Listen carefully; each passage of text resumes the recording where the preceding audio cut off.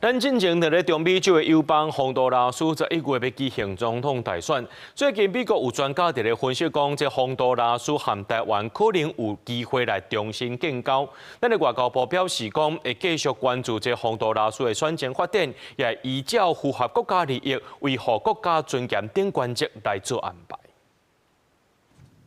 咱国前中美洲友邦洪都拉斯要伫11月举行4年一届的总统大选。那美国南美问题专家最近投书到英文的新闻杂志《外交家》，分析洪都拉斯可能甲台湾重新建交的三大原因，包含中国的经济援助是一场空，白虾出口时降67%，真侪为在野党候选人表态甲台湾恢复建交，也希望甲美国修复关系。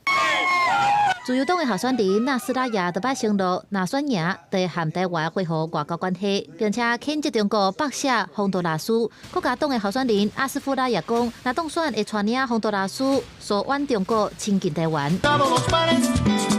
现任总统卡斯楚所属的自由定建党，即届是派现任的国防部长门卡达争取继续执政，但是伊也未表态，敢要甲台湾恢复建交。那洪都拉斯一直传出乌色歹代，加上民调显示，敢若10%的民众认为国家的经济状况好的情形之下，自由定建党方认为连任的前景无乐观。不过反对的阵营分裂，和局势充满无确定性。目前上新的民调依然呈现三大主要的政党分裂的状态。 外交部持续关注洪国的总统选情发展，我们会依照我们就是说符合我们的国家利益，然后维护我们的国家尊严。那后来来探讨说双方未来关系发展的可能。咱外交部表示，对会当提升台湾国际地位、扩大外交空间的任何可能，都以维护国家尊严并且平等互惠原则来注重。因为对于洪都拉斯调查人士也拢有保持沟通的管道。任何一个候选人他在竞选时候讲的那些话啊，等到他真的进入政府之后。 看到自己的债务100多亿美元的债务这么高啊，他也许就会改变主意了啊。我们觉得要思考一个事情，就是说，